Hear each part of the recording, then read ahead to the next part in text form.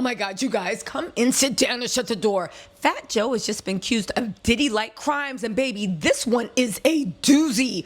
What is going on? Remember we said that Diddy was going to set the level and that the prosecution can put him away? There's going to be so many other people to fall. Baby, next up on the roster is Fat Joe, Terror Squad. Yo, let me run this down really quick for you because this breakdown is ridiculous. Okay, listen. Here's everything that's in play. I had to take notes. There's so much. Let me run it down, then we're going to go on live and read the lawsuit. The main laws at play, RICO.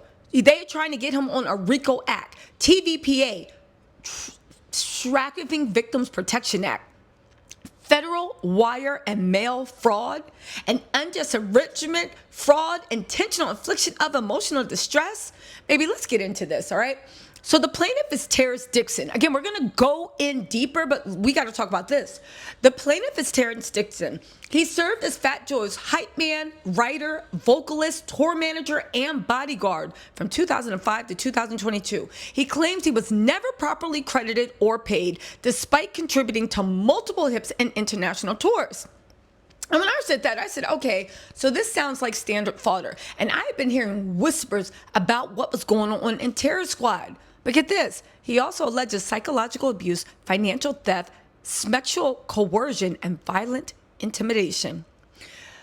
Who are the defendants, all right?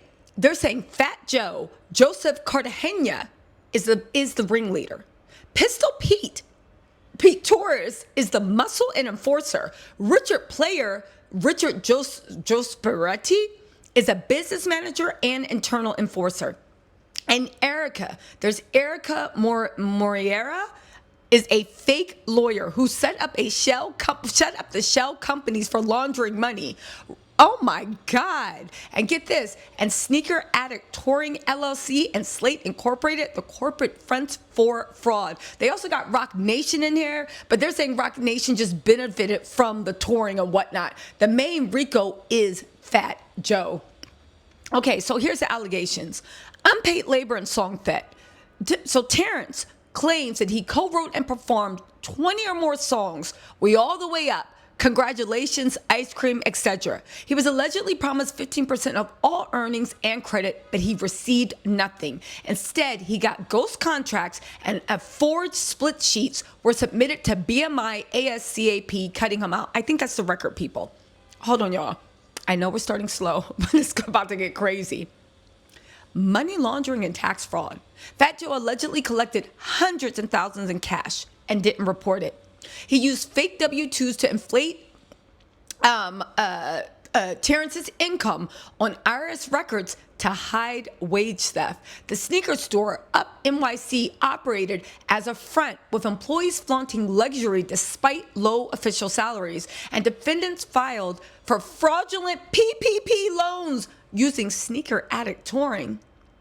There's also tour exploitation and financial control. They said he was booked for over 200 shows, but only paid $254 per show, while the contracts showed that they paid him $3,000. His per diem of $100 a day was routinely stolen. He slept in lobbies while others flew first class. And Fat Joe allegedly took $30K Live Nation check meant for Terrence and used it to pay his own taxes. But y'all, let's get into this. The sexual coercion and control. Baby, this is a detailed unpacking. Now, there is a section of the lawsuit that alleges that Fat Joe used SMEX as a method of psychological domination, humiliation, and subjugation. These weren't isolated incidents, he's claiming, and they were rooted in consensual groupie culture. This was an alleged systematic pattern of sexual coercion used to break and control Terrence. Here's how it unfolded. Okay, now this is alleged based on his complaint, but let's get into this, okay? He said he wasn't just performing music. He was allegedly forced to perform sexually, not for his own gratification, but to maintain access to income, travel, shelter, and safety. Fat Joe allegedly made it clear that compliance equaled survival. You refuse and your flight home gets canceled. You refuse and you sleep in the lobby. You refuse and you lose your spot. Okay, So there was performance-based humiliation. In one specific incident in Miami, after a show, Fat Joe allegedly brought a woman to his hotel suite. He ordered Terrence to sleep with her in front of a group with the bathroom door open, shouting, "Get your D hard, Terrence," or they're calling him TA. Members of the crew, including Pistol Pete and JB, reportedly watched and laughed.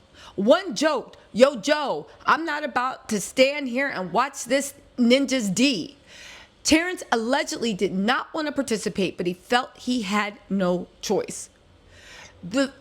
Also, there was surveillance and direction. These sexual performances were sometimes filmed, sometimes directed. The environment was described as under surveillance. There were security cameras, management staff. They even said Roc Nation's extended team were allegedly aware. Joe was said to have orchestrated who TA would sleep with, watched and sometimes gave verbal instructions. Is this not sounding like Diddy and Cassie? And used the presence of others to enforce psychological shame. Now, he did say there was retaliation for refusal. On at least one occasion, Terrence refused to comply with the coerced sex act. In response, Fat Joe canceled his flight, left him stranded overseas, and cut off access to money or shelter, making him fully dependent on Joe's approval to survive. And there was also creepy language of ownership. He alleges that Joe made it clear that his bodies and his actions were not his own. The expectation was be sexually available on command, never say no, or you're out. And this wasn't about pleasure. It was about enforcing loyalty through humiliation. Now listen, these actions are framed in the lawsuit as textbook sex trafficking under coercion, especially the forced performance under threat, inability to leave due to financial and physical control, repetition over time. He claimed over 4,000 acts he was forced to perform, and the occurrence across state lines intentional. You guys, he also claimed about lining him up. They said that when he started to complain, Fat Joe attempted a violence or a hint. Now let's talk about the retaliation attempt after he began asserting his rights publicly.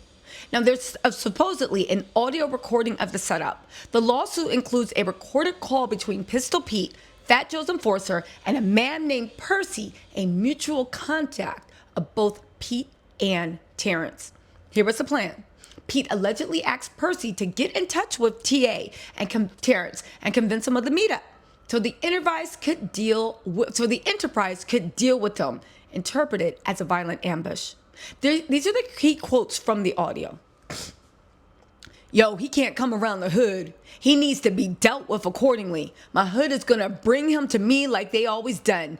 Ninja's gonna bring it right to where you at." He implies that TA violated Joe by speaking out, and retaliation was expected. And when Percy refused to help line TA up, Pete replied, don't ever tell me bring a ninja to you. I'm never doing that. Of course, lining up, I don't know. I guess that speak for putting a hit out on someone. So, was there a real attempt? Well, from the lawsuit, there was no actual attack occurred. This recording clearly outlines an active conspiracy to set him up for a potential assault or even worse. The threats were specific, they were targeted, and they were made by someone, Pete, with a known history, that's his enforcer, of carrying out Joe's violent orders. This lawsuit doesn't just talk about verbal abuse, but a predicate act under RICO and witness tampering statutes. You guys, what is going on over in Terror Squad? You guys, what is going on? Again, there was psychological coercion that they cited. Fat Joe's mantra is nobody leaves Terror Squad in one piece. Reference past violence like the slashing of Cuban Link as a warning. And TA was threatened with being stranded overseas, losing work, and being publicly shamed. Y'all, what? The enterprise culture, code words and enforcers, the crew used coded terms like ketchup, that meant slashing, Maytundin, that meant Maintundin. What is that? That meant murk people. Cowpea, that meant slap. And Corbin meant put in a casket. Violent enforcers like Pistol Pete and Rich Player were used in these recorded conversations, and the culture functioned like a criminal hierarchy with orders, punishment, and obedience. You guys, what is going on? Again, this is the most shocking thing. TA claims he was forced in over 4,000 sexual acts, often orchestrated and watched by Fat Joe. What? Okay, these are all alleged. We don't know if it happened. I assume if they're making a lawsuit, they have proof. But what is going on? Kanye allegedly likes to watch. Diddy likes to watch. And now they putting Fat Joe's name on the list. Ooh. Refusal led to retaliation, like stranding him in Germany or Spain without tickets or lodging, and these acts were put on a humiliation ritual culture for control and subjugation. There was also exhibitionism and surveillance. In one incident, oh my God. Yeah, he used it as a tool of discipline and power. Also, he was scrubbed from linear notes, I guess that's music credits, ASCAP credits, and music metadata, deprived of future licensing, sync, and publishing revenue, and estimated over $600,000 in royalties, and fake contracts were backdated to make it seem like Joe was the sole creator. Again, after he spoke out, Pistol Pete and Rich allegedly plotted an ambush, and mutual flame named Percy refused to line him up and recorded a phone call with the threats. And again, the quotes include, "He violated Joe, he needs to be dealt with." Now, here's the last thing that I do want to say is very, very Diddy-like, and we need to talk about this. The lawsuit alleges Fat Joe had sexual relations with 3 underage women. We're going to refer to them as minions. One minion was a 16-year-old in New York City, received cash and favors in exchange for sloppy toppy. Minion 2, 15-year-old overseas, allegedly flown to Miami and given a BBL, a 15-year-old. And Minion 3, met at 15, allegedly housed by Joe and mentioned in lyrics, "She's my mama." The song "She's My Mama" allegedly describes grooming of a 16-year-old, pressuring her to oral smacks and trafficking language, holding rugs, flying her around, and pimping her. TA claims the lyrics match the Minion 3's real experience and say the girl actually confirms it. They said Fat Joe allegedly covered up statutory rape by producer Dre of Cool and Dre. Dre reportedly confessed to having sex with a 15-year-old singer, K Rose, and Joe allegedly used burner phones to silence the family, and K's career disappeared. Y'all, these are some serious allegations. We're going to go live later on today to read through the whole lawsuit.